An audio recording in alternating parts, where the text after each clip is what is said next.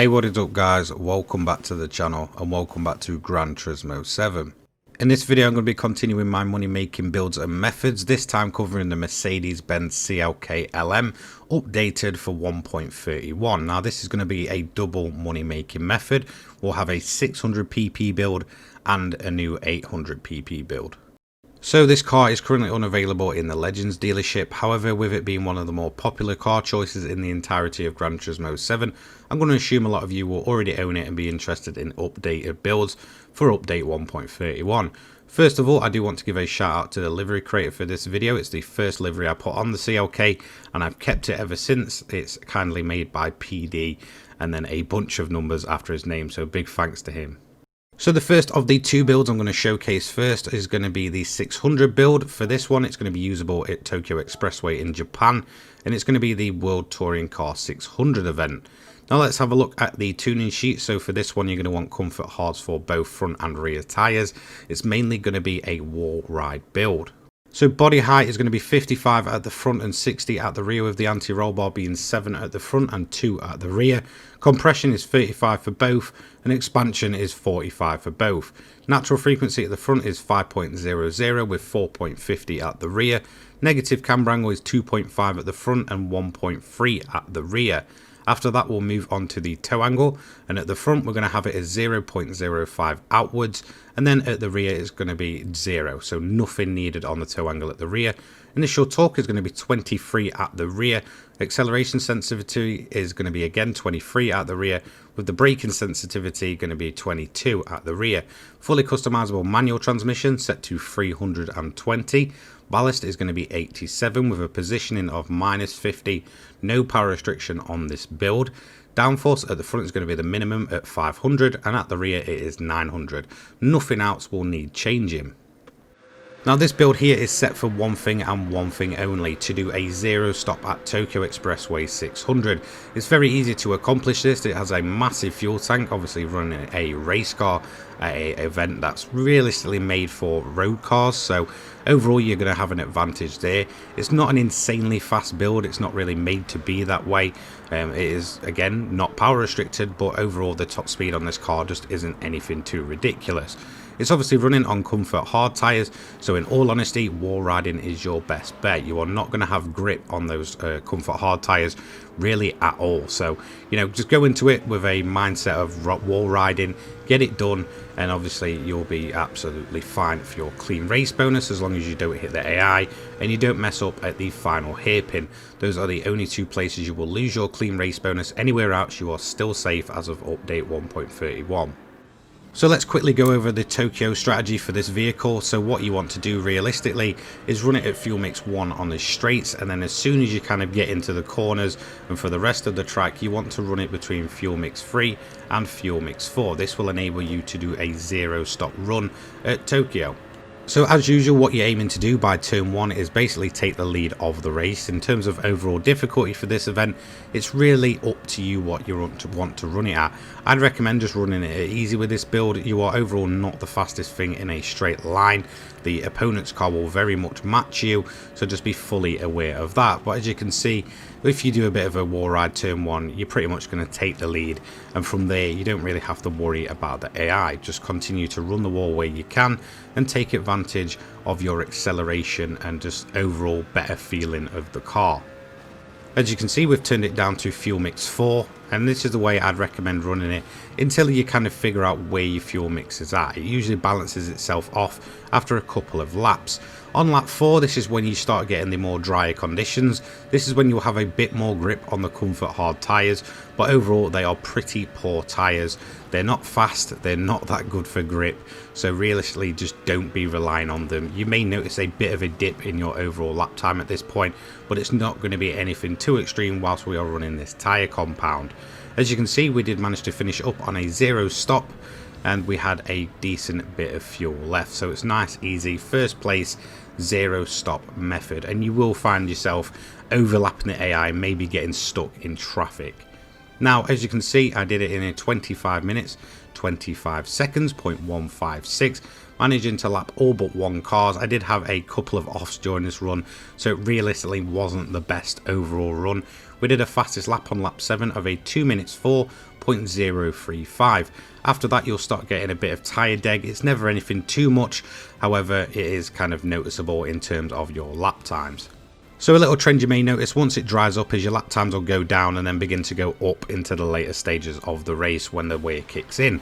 It's 825,000 credits in those 25 minutes to 24 minutes at Tokyo Expressway with a 0 stop strategy.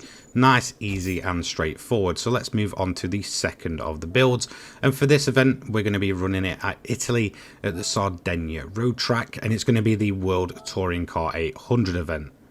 So this build is going to be an updated version of my 1.30 build for the Mercedes-Benz. Now I'm actually going to go with a naturally aspirated version for this, and you want to run the racing hard tyres with the body height of 55 at the front, 75 rear, anti-roll bar 4 at the front, 8 at the rear. Compression is 30 and 40, expansion is 40 and 45, natural frequency is 4.30 and 4.70, negative camber angle at the front is 1.5 and 2.5 at the rear. Onto the toe angle last, and it's going to be 0 at the front, so no toe angle needed. And then at the rear we're going to have it as 0.15, and it's going to be inwards this time. Now in terms of the differential, it's going to be 5 on the initial torque. Acceleration sensitivity is up next, and that's going to be set at 27. And then finally on the 3 of them, it's going to be braking sensitivity set to 5. Fully customizable racing transmission for this one, set to 320. As you can see, no ballast and no power restriction. Full aero on this one, so set it to 600, 900, and nothing else will need changing. So let's talk about the updated 800 build. Now if you originally did the one back in January, you will notice that was a medium RPM turbocharged build. It did have a bit of a higher fuel usage, however it was very fast and very nimble through the corners. This one maybe not as much. This is an NA build.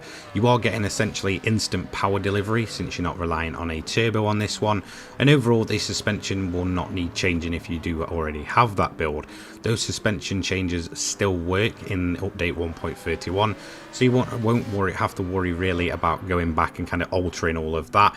You will just be mainly altering the power output and basically increasing your downforce. So you are able to run max downforce with this build. It will massively help you through the corners, and overall it's just a more stable build than even before.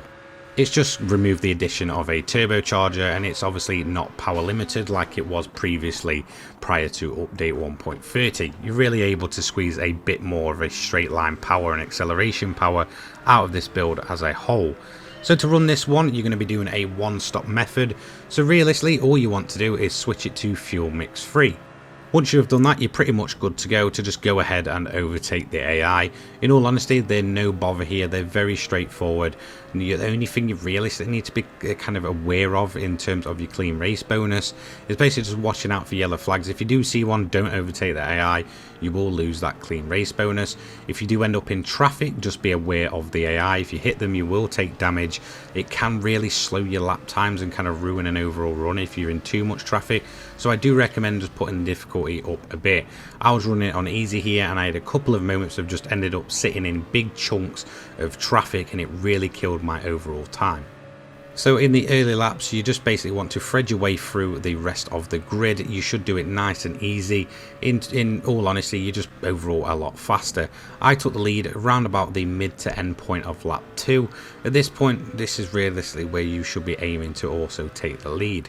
On to lap 8, this is going to be when you want to take your one and only pit stop of the race. As you can see, I just had enough fuel to get myself to the end of lap 8.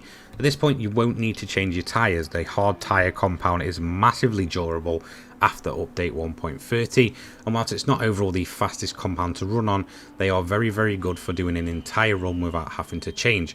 So just ensure that you say don't change, and then go ahead and fill the car to full. In all honesty, I'd recommend just taking more fuel than the little dot tells you to, mainly because this doesn't really account for, you know, kind of turning the engine up or any real gear ratios or anything. When you come out the pits, just be sure to take a quick look behind you, because the AI walk will be coming barreling down that straight, and they are not afraid to go into the back of you. Now, since we've filled the car to full, what you can do is run it at fuel mix 1 for the rest of the run.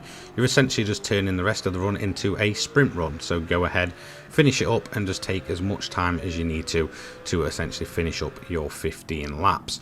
As you can see, I just ran out of fuel as I went over the line. I just kind of went overboard with the gear shifting and stuff. You may need to do a slight bit of fuel kind of conservation, but realistically you shouldn't have to. I was just overly aggressive on the throttle and such. Now, I did manage to finish this one up in 24 minutes 56 seconds, 0.574, even with a big accident around the midway point and running out of fuel at the end. So realistically, you're looking at low 24s for this one, no problem at all. Our fastest lap was on the final lap actually, of a 1 minute 35.632. So when you do turn the engine up, there is a lot of power to be had from this build than when you're running the fuel mix free early on. So your overall payout for this one is going to be a little bit less at 727,500 credits. However, it's a very easy grind to run at Sardegna.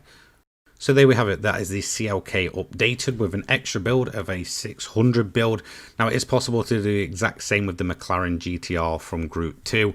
So if you want to experiment with that one, you can.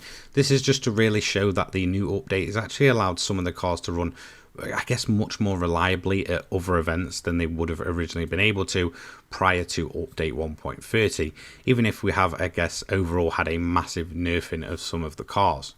So that's going to be it for day 2 of the money making methods. Now, I'm going to be trying to run this for around about a week, maybe a little bit more. I've got quite a few builds updated and planned so far, so you're not going to want to miss those. If you enjoyed the video, don't forget to like, comment, subscribe, turn your notifications on so you don't miss an upload from me. I upload GT7 and motorsport content each and every day for your viewing pleasure. Massive shout out to my channel sponsors, the Controller People and Poggers, for their continued support. I have my Discord, my Twitter and my donation link down in the description below. I'll see you later on, guys. Have a fantastic day. Peace.